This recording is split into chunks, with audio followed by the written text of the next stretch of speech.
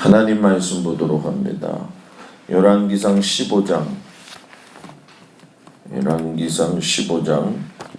25절에서 34절까지 말씀.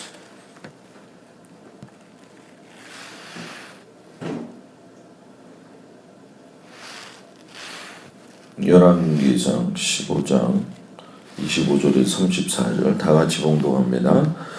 유다의 아사왕 둘째 해에 여로보암의 아들 나답이 이스라엘 왕이 되어 2년 동안 이스라엘을 다스리니라.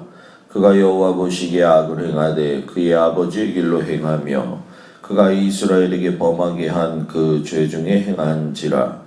이에 이사갈 족속 아이야의 아들 바아사가 그를 모반하여 블레셋 사람에게 속한 깁부돈에서 그를 죽였으니 이는 나답과 온 이스라엘이 깁부돈을 에워싸고 있었음이더라. 유다의 아사왕 셋째의 바아사가 나답을 죽이고 대신하여 왕이 되고 왕이 될 때에 여로보암의 온 집을 쳐서 생명 있는 자를 한 사람도 남기지 아니하고 다 멸하였는데 여호와께서 그의 종 실로 사람 아이야를 통하여 하신 말씀과 같이 되었으니 이는 여로보암이 범죄하고 또 이스라엘에게 범하게 한 죄로 말미암음이며 또 그가 이스라엘의 하나님 여호와를 노엽게 한 일 때문이었더라. 나답의 남은 사적과 행한 모든 일은 이스라엘 왕 역대지락에 기록되지 아니하였느냐. 아사왕 이스라엘의 바아사왕 사이에 일생 동안 전쟁이 있으니라. 유다의 아사왕 셋째의 아이야의 아들 바아사가 디르사에서 모든 이스라엘의 왕이 되어 24년 동안을 다스리니라. 바아사가 여호와 보시기에 악을 행하되 여로보암의 길로 행하며 그가 이스라엘에게 범하게 한 그 죄 중에 행하였더라. 아멘. 역사를 짧게 주도하는 사람이라는 제목을 가지고 오늘을 나누겠습니다. 오늘 말씀은 그 북이스라엘의 여로보암 가정의 이야기죠. 어제까지는 르호보암의 가정의 이야기를 3대에 걸쳐서 이야기를 했고 오늘은 북이스라엘의 2대가 끝나고 새로운 3대가 등장하는 이야기입니다. 이스라엘이 단일 국가에서 이제 분열 국가가 되면서 이 북이스라엘은 북쪽 지역을 다스리는 그러한 역할을 했죠. 근데 시작이 좋지를 않았습니다. 왜냐하면 여로보암이 신앙의 중심지였던 예루살렘이 남쪽 유다 지역에 있으니까 백성들이 내려가는 것을 막고 또 신앙적 민심이 바뀌어질 것을 갖다가 우려를 해서 있지도 않은 그 단과 베델에 제단을 만들어서 그곳에 가서 경배하게 하고 제사 드리게 했던 것, 그리고 레위의 역할을 레위 지파에게서만 감당하게 한 것이 아니라 아무 지파에서나 이렇게 끄집어내서 레위 지파의 역할을 감당하게 했죠. 그러니까 한마디로 쉽게 얘기하면 신앙의 순수성을 버리고 뭐예요? 변질을 가져왔다라는 거예요. 근데 이 이야기가 정말 중요한 게 뭐냐면 우리도 신앙생활을 하지만 신앙의 순수성을 지키는 것이 정말 중요하다는 거예요. 신앙의 변질은 결국 그 가정이나 그 교회나 그 나라를 갖다가 멸족시키고 멸망시키는 하나님의 진노의 가장 1순위가 된다는 거예요. 예수를 믿어도 여러분 우리가 이러한 부분에서 훈련을 좀 많이 받아야 됩니다. 특별히 한국 교회는 유교하고 또 토속신앙하고 이런 것들이 다 한꺼번에 이렇게 섞여져 있어요. 그래서 지금 이 시대는 그거를 이렇게 분별해 줄 수 있는 교육도 필요하고 가르침도 필요합니다. 그래서 제가 여러분들한테 가끔씩 가다가 이러이러한 부분들에 대해서 이야기할 적에 의아하게 생각하시겠지만 가장 성서적으로 보시면서 우리가 하나님 앞에서의 어떤 신앙의 변질성을 막을 수만 있다고 한다면 최대한으로 막을 수 있는 그 지혜하고 은혜가 저하고 여러분들한테 있기를 주의 이름으로 축복합니다. 여로보암의 그 아들이었던 사람이 나오죠. 나답이라고 하는 사람인데, 이 나답이 이스라엘 왕이 되었는데 2년 동안만 다스리고 끝났어요. 이 말씀의 역사를 제가 짧게 주도하는 사람이라고 하는 단어를 쓴 것은 하나님이 주신 인생을 길게 마칠 수도 있는데 짧게 마친 사람으로 기억되지 않는 그런 마음을 가지고 지은 거죠. 그래서 오늘 이 말씀을 보면 역사를 짧게 주도하고 마무리되는 사람을 보면 하나님의 뜻에 계속 어긋난다라는 얘기예요. 여로보암의 아들이 나답이 2년밖에 치리를 하지 못하고 인생을 마무리하게 되는데 그 이유를 하나님이 말씀하시기를 아버지보다도 악한 길로 행하게 하였기 때문이다 라고 이야기를 해요. 근데 여러분, 이걸 성경을 우리가 잘 보시면 알겠지만 26절에도 그가 이런 얘기를 하죠. 그가 여호와 보시기에 악을 행하되, 여기서 나답이죠. 그의 아버지의, 나답의 아버지의 여로보암의 길로 행하며 또 나답이 이스라엘에게 범하게 한 그 죄 중에 행한지라, 이렇게 얘기해요. 그러니까 나답의 행위가 한 사람의 그 행위로 끝나는 것이 아니라 이스라엘 전체를 뭐예요? 하나님 앞에서 돌아서게 만들었다는 얘기죠.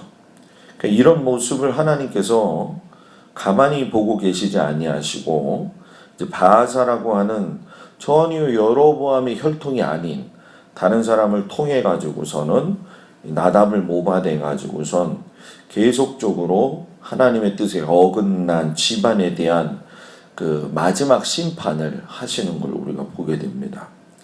자, 여기서 우리가 한 가지 느낄 수 있는 점이, 여러분, 아브라함은 하나님이 언약의 백성으로 삼으셨잖아요. 자, 언약의 백성으로 삼은 것 중에 제일 중요한 게 여러분 뭔지 아세요?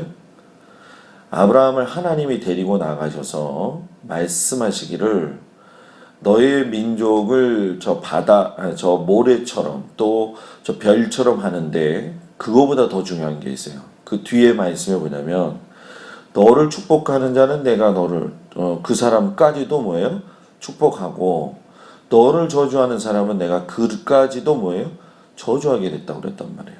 자, 하나님의 언약 안에 살던 사람은 그 책임성이 하나님이 책임을 져줍니다. 그런데 오늘 이 나답이라고 하는 사람과 여로보암의 집안의 가정에는 하나님의 그 은혜가 뭐예요?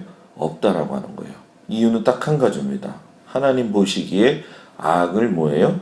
행하였기 때문에 그렇다라는 거예요. 그 악이라고 하는 건 뭐 우리가 잘 알다시피 있지도 않은 단을 만들고 있지도 않은 것들을 만들어내서 하나님을 멸시한 것들이죠. 우리가 이런 부분들을 많이 놓치고 사는 경우가 있습니다. 장관 이스라엘 왕조를 끌고 갈 수 있음에도 불구하고 역사를 짧게 마무리할 수밖에 없었던 이 집안의 안타까움을 보면서 하나님의 언약 안에 있는 가정을 통해서 주시는 하나님의 은혜가 얼마나 큰가. 그리고 하나님의 그 언약 안에서 배제된 사람들이 하나님과 반대되는 삶을 살 때 얼마나 큰 고통을 당하고 멸족이 되는가. 이것을 깊게 보면서 여러분들의 가정에도 그렇고 우리 교회에도 그렇고 이것을 빗대어서 잘 기도하면서 생각해 보면 우리의 신앙이 곁길로 가지 아니하고 바른 길로 가게 될 줄 믿습니다. 두 번째는 하나님의 뜻을 잘 이해하지 못하기 때문에 역사를 짧게 주도한다라는 얘기예요.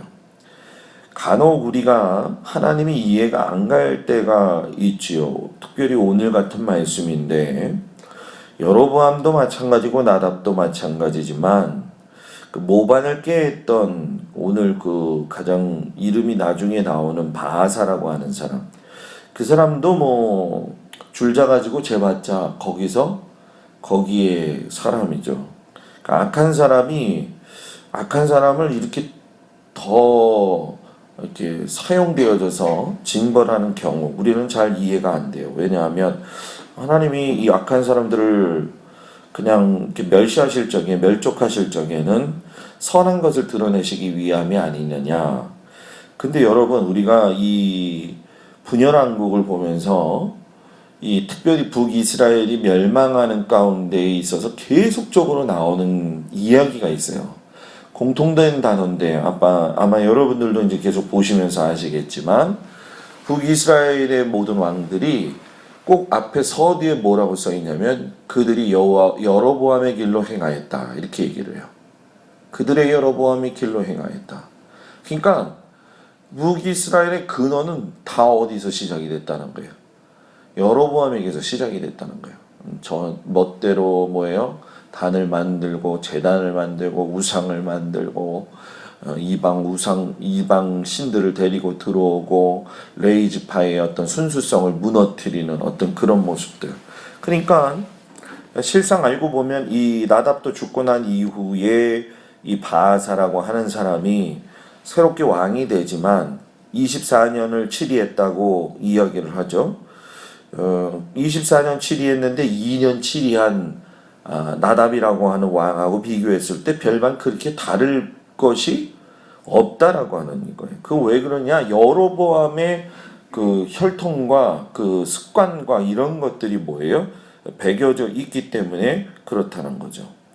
하나님은 나답이라고 하는 사람이 이 바아사를 통해서 멸족되어지는 과정을 통해 하나님의 뜻을 그리고 하나님의 마음을 알기를 원했다는 거예요. 그래서 바아사가 새롭게 세워지기를 원했지만 그렇게 되지 않았다는 거죠. 에스겔서에 보게 되면 내가 너희에게 새 영과 새 마음을 준다 이렇게 말씀하셨잖아요. 그러니까 우리는 새 영과 새 마음을 가지고 있지 않으면 하나님의 마음에 합할 수가 없고 하나님의 뜻을 알 수가 없어요. 우리가 역사에 이렇게 짧게 보지 않고 길게 보기 위해서는 새로운 영과 새로운 이 마음을 가지고 살 수 있는 그 은혜가 우리 안에 있어야 된다. 그것을 위해서 기도하고 그것이 새롭게 작용이 되어질 수 있도록. 제가 요즘 느끼는 것이 뭐냐면 목회자라는 사명을 제가 느끼면서 목회자의 사명은 하나님의 말씀을 하나님의 자녀들에게 잘 먹이는 게 중요하다. 어저께 제가 저녁이면 꼭 목사님들 설교를 듣고 잔다고 그랬잖아요. 그죠? 옥하는 목사님 설교를 제가 어저께 들었어요. 사대교회에 주는 교훈이라고 하는 그 말씀을 제가 들으면서 옥하는 목사님 그런 말씀을 이제 하시더라고요. 교회가 성장하는 데 있어서 우리는 성장의 관점을 개체교회의 어떤 그 관점을 사회적으로만 볼 때가 많다. 교회가 커져서 성도들이 많은데 사랑이 없고 교회가 커져서 시설은 좋은데 신앙심은 없고 맞는 말이에요. 교회가 정말 중요한 건 성도들의 신앙이 하나님 앞에서 성숙되어져야 된다. 무딘 인생들 되지 말고 전혀 내가 변화되지 않으면 다른 사람들한테 영향을 줄 수 없는 것이 오늘날 이 시대를 살아가는 우리 성도들의 삶이고 사명입니다. 그 일을 여러분들이 잘 감당하셔서 하나님이 기뻐하시는 일들을 잘 감당할 수 있는 은혜가 있기를 우리 주님의 이름으로 축복을 드립니다. 기도하겠습니다.